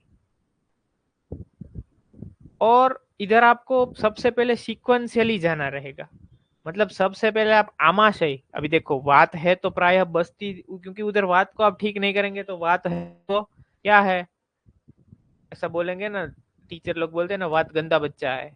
जैसे एक पीछे बैक बेंचर है, बैक बेंचर सबको ऐसे बोलते हैं। तो आमाशय वमन बकवासय बस्ती। अच्छा, तो ये व्याधि आमाशय वाली है ना, ये पित्त में भी है, ऐसा आप बोल सकते हो आमाशय में वमन है। पर सबसे पहले आप जो है वो चिकित्सा है वो आमाशय से ही शुरू करेंगे। ये सब रस प्रदोषज व्याधि जो है, वो जो रस है वो आमाशय में ही समूह है, राइट। पर बकवासय से बस्ती होती है आपकी, तो आप सबसे पहले वमन करेंगे, फिर देखेंगे सिचुएशन के दोष वगैरह सब ठीक हो गया। फिर अगर कहीं पे भी आपको ऐसा लगता है कि वात है वो अभी ठीक से नहीं है और कहीं भी प्रकार का शूल वगैरह हो रहा है, राइट, तो आप क्या कर सकते हैं, बस्ती कर सकते हैं। ओके, पित्त में सेम वही है कि भाई वमन कर दिया, फिर अभी वमन के साथ में समन द्रव्य, पित्त समन द्रव्य सारे दे दिए। पित्त हर द्रव्य, पित्त ज्वर हर चिकित्सा जो है वो करनी है। घृत है ना, शरीरजानाम दोषाणाम क्रमेणम परम औषधम बस्ती विरेको वमनम तथा तैलम घृतम मधु, है ना। तो वो श्लोक का रेफरेंस। पित्त है तो आचार्य चरक जी बोलते हैं, क्या बोलते हैं, अलग अलग शीत प्रदेह आप दे सकते हैं, अलग अलग शीत जल से परिसेचन कर सकते हैं, और आप विरेचन दे दीजिए इधर। अब इधर विरेचन भी अच्छा रिजल्ट देगा, क्यों नहीं देगा भाई। इधर उदावर्त जैसी सिचुएशन हो गई और उदावर्त में वायु की गति ठीक करने के लिए विरेचन भी अच्छा होता है। साथ में पित्त समन चिकित्सा तो आप कर ही सकते हैं। कफज रुद्र रोग, तो कफज रुद्र रोग में क्या होगा भाई, वमन तो करेंगे डेफिनेटली, इधर वमन जो है वो बहुत अच्छा रिजल्ट मिलेगा, कफ को भी कम करेगा। वचा निम्ब द्रव्य, तिक्त द्रव्य आम को भी कम करेगा, कफ को भी कम करेगा, और आमाशय समुद्ध व्याधि है तो ये अच्छा रहेगा। साथ में आप जो कल्पना इधर देंगे वो चूर्ण और कषाय कल्पना, तो थोड़ी सी रुक्ष रहेगी, ताकि जो एक्सेसिव स्नेह, ज्यादा स्नेह है वो उसका ये जो कल्पना है वो क्या कर दे, शोषण कर दे। क्लियर है। देखो, ऊपर का श्लोक याद नहीं रहता है, याद रखने का ट्राई कीजिए, नहीं याद रहता है तो आप इधर वर्ड्स वो संस्कृत में लिख सकते हैं। ओके, आपके लिए जो नीचे का टेबल ऑरेंज कलर के शेड का जो आपको दिख रहा है, ऑरेंज टाइप का है ना, माफ करना, आपके जितने मेकअप वगैरह के शेड मेरे को नहीं आते, ऑरेंज टाइप का जो शेड है वो आप एग्जाम में शॉर्ट है, आपको एग्जाम के लिखने में, आंसर लिखने में अच्छे से काम आएगा। देखो, ये जो चरक जी ने बताया है, क्या बताया है, स्विन्नस्य वान्तस्य विलंघितः क्रिया कफग्नि, तो आप स्नेहन स्वेदन करवा दीजिए, फिर आप वमन कीजिए, फिर आप अलग अलग टाइप के लंघन वगैरह कर सकते हैं, मतलब लघु आहार वगैरह ले सकते हैं, फिर पथ्या कल्पना ले सकते हैं। इसका दूसरा मतलब आप बीच की लाइन से लो तो दूसरा क्या लग सकते हो आप, स्नेहन स्वेद, अगर प्रभुत्व दोष है तो आप स्नेहन स्वेदन कर सकते हो, अगर अल्प दोष है तो आप लंघन कर सकते हो, स्नेहन स्वेदन के साथ वमन। अभी आपको क्वेश्चन होना चाहिए कि इधर सद्य स्नेह वगैरह कुछ क्यों नहीं दे सकते, वगैरह कुछ सद्य, कुछ पंचकर्म वगैरह क्यों नहीं दे सकते? स्नेहन स्वेदन की क्यों जरूरत रहेगी भाई?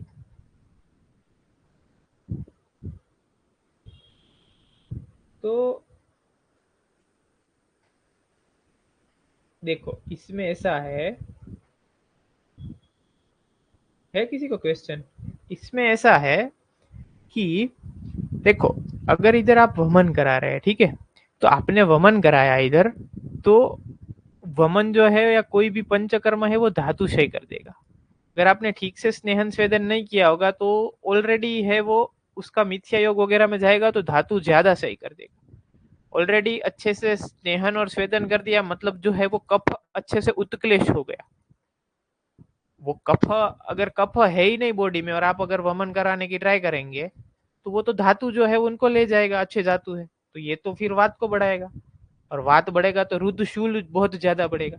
तो स्नेहन स्वेदन कर दिया, उससे कफ उत्क्लेश हो गया, फिर जो उत्क्लेश हुआ कफ का आप वमन कर लो अच्छे से।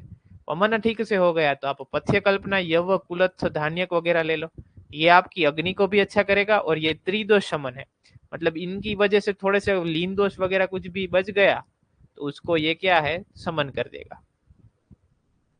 अभी सन्निपातज रुद्र रोग है तो उसमें क्या करेंगे, लंघन, पथ्यन और त्रिदोष शामक औषध देंगे आप, है ना? क्लियर है? लंघन, पथ्यन और त्रिदोष शामक औषध। कृमिज रुद्र रोग वेरी इंपॉर्टेंट है। किसी को वात, पित्त और कफ जो रुद्र रोग है उनके प्रत्यात्मक लक्षण पता है क्या? They are free to raise the hand and say in the class.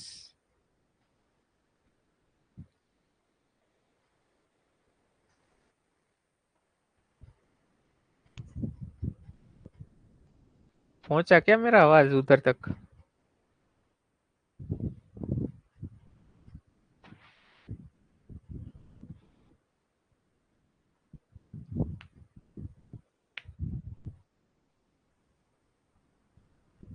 बोलो।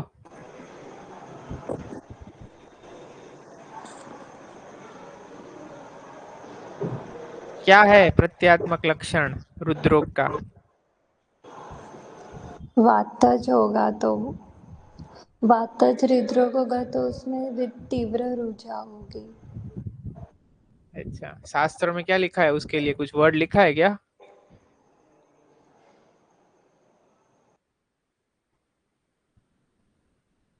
पता है क्या किसी और को?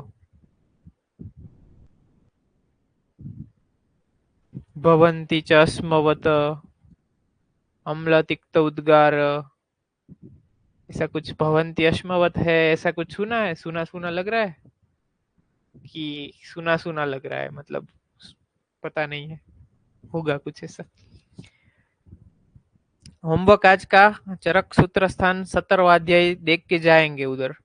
तीनों के प्रत्यात्मक लक्षण मेरे को ग्रुप में चाहिए, मैं देखता हूँ कौन भेजता है ना? अभी होमवर्क होगा तो ही मेंटरशिप होगी, ऐसा करना है ना? होमवर्क होता नहीं है। वो 3 श्लोक बोले थे वो हुए, आज और 2 मिलने वाले हैं, ठीक है? 3 के प्रत्यात्मक लक्षण आपको पता होने चाहिए, क्योंकि वो डायरेक्ट एमसीक्यू में पूछ लेगा कि भाई ये वात का है, ये पित्त का है, ये कफ का है, ये कृमि का है। कफ में भवन्ति अश्मवत, यस। फिर कहीं पे भी निस्तुद्यते, तुद्यते वर्ड आया ना, याद रख लेना, आपके जो है ना वो माइंड के अंदर चला जाना चाहिए। आपको नींद में उठा के भी पूछे ना, कहीं पे भी तुद्यते, निस्तुद्यते ऐसा वर्ड आएगा ना तो आपको ऐसा समझ जाना है कि यहाँ कहीं पे भी कृमि है डेफिनेटली, ठीक है? ये कृमिज रुद्रोग में निस्तुद्यते ऐसा वर्ड आया है, देखना आज 17वां अध्याय में। तो अभी कृमि में सबसे पहले क्या करते हैं, तो कृमि चिकित्सा जैसे करते हैं ना वैसा सेम कृमि चिकित्सा में इधर करते हैं रुद्रोग में। सबसे पहले स्निग्धाहार देंगे। स्निग्धाहार से क्या होगा भाई, दोषों का उत्क्लेश होगा। फिर उसके बाद में विरेचन करवाएंगे इधर, और आफ्टर शोधन, शोधन के बाद धान्यम्ल के साथ विडंग और यव के साथ विडंग। विडंग डैश श्रेष्ठ,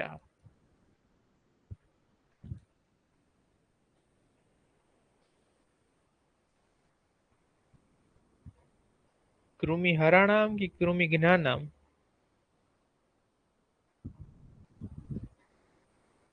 नहीं, दोनों का मतलब सेम होता है, पर ये उसके जैसा हो गया कि आपने थोड़ा बोला तो फिर जो फैकल्टी लोग होते हैं उनकी एक्सपेक्टेशन बढ़ जाती है ना। तो अगर आपको 60 मार्क्स आ रहे हैं तो 75 की ट्राई कीजिए। तो फिर कृमि ज्ञानम, पीजी में से ही एमसीक्यू आ जाएंगे, हराणाम ज्ञानम। हम सोचने बैठेंगे यार, हमको तो कृमि का पता था, राइट? सो ध्यान रखना है।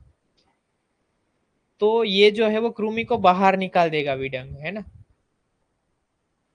और रक्तज नस्य कहाँ पे करते हैं भाई? पीजी का क्वेश्चन है, कोई कमेंट में नहीं लिखेगा, मैं पोल दे रहा हूँ।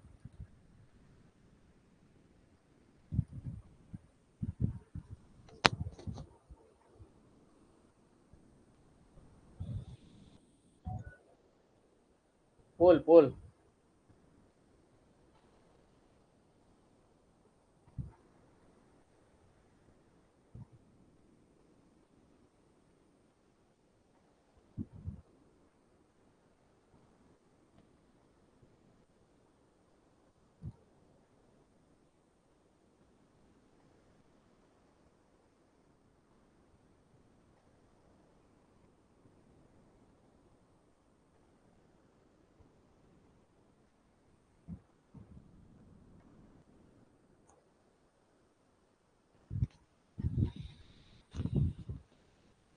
आपका टाइम शुरू होता है अब।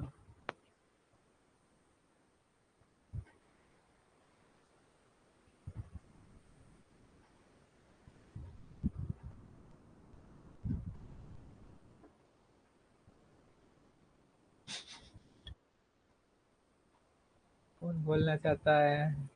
हाँ बोलिए।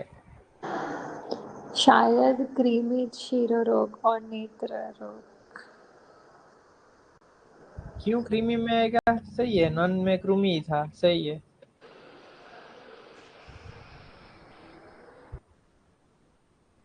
कृमि को क्या अच्छा लगता है भाई? कृमि या मगेट जो होते हैं आप बोलते हो, उसको अच्छा रक्त लगता है।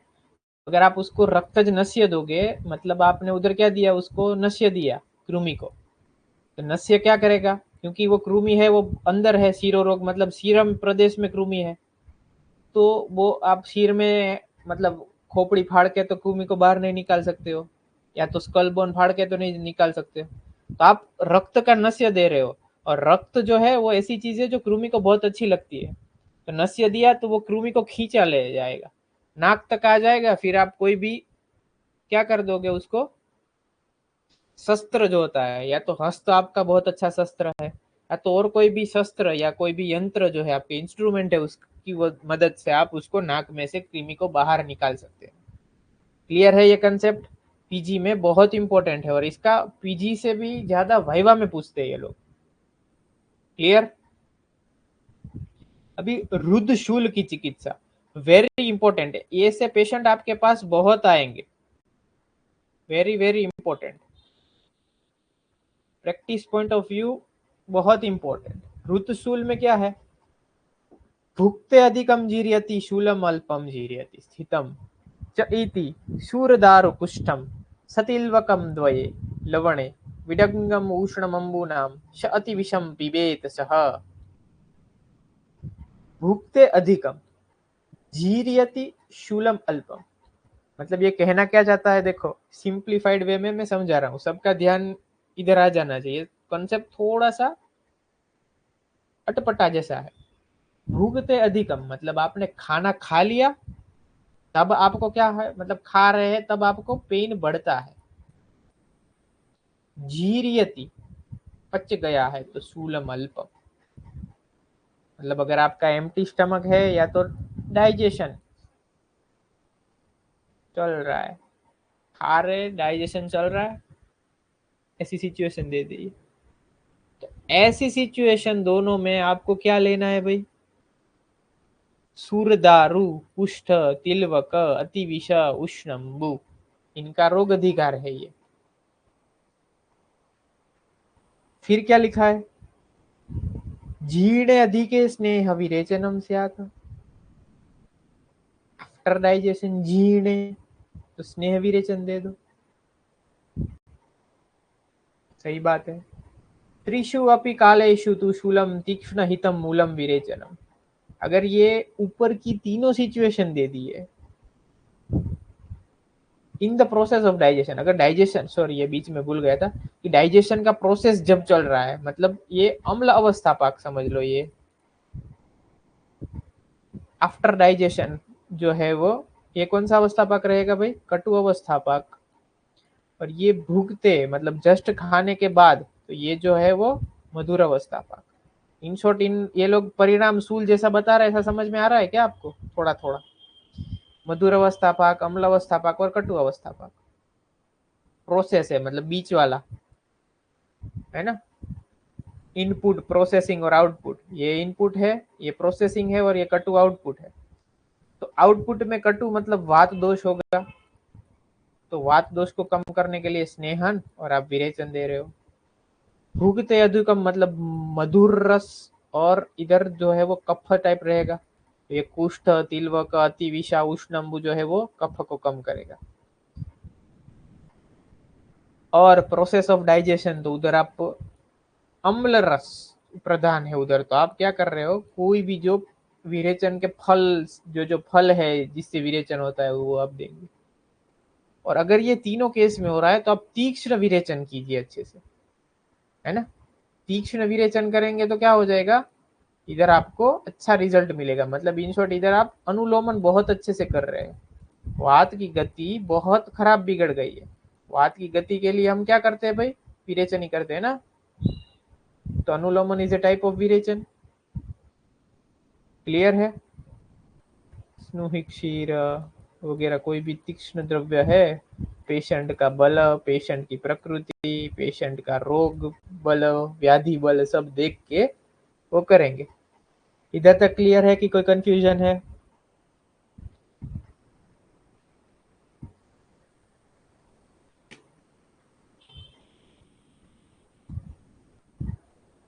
क्लियर है?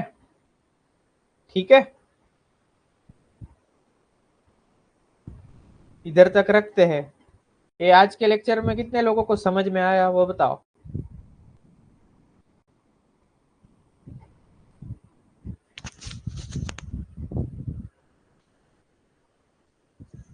जिनको समझ में आया यस लिखिए, नहीं आया वो एन लिखिए।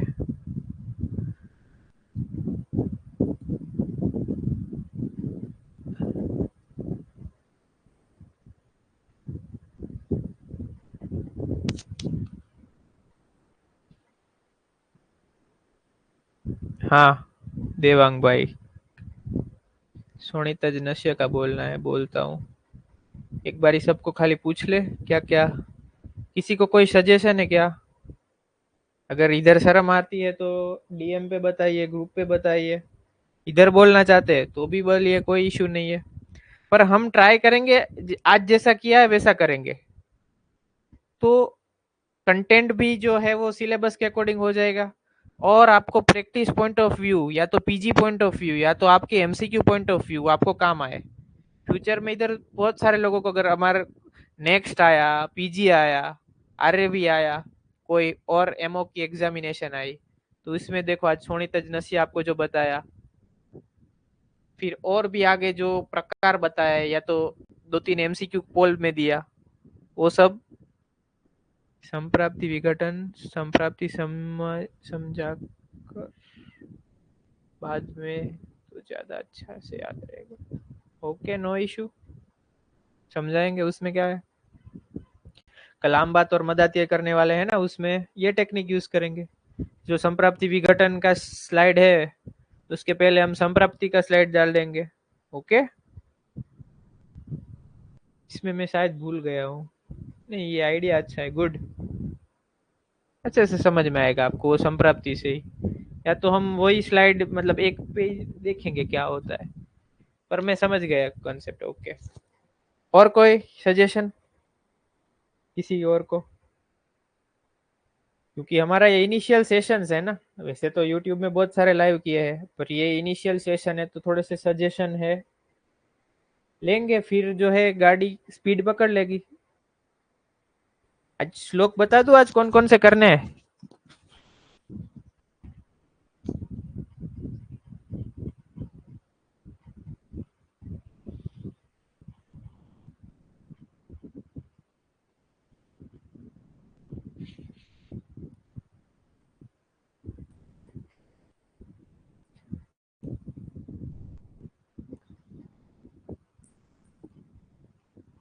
देखो जो लोग नए हैं वो भी देख लो हैं, इतने श्लोक तो आने ही चाहिए। सबसे पहले ये रस जानाम विकाराणाम, सॉरी स्लाइड्स वो नहीं हो रहा है ना, शेयर करता हूँ, शेयर 1 मिनट। हाँ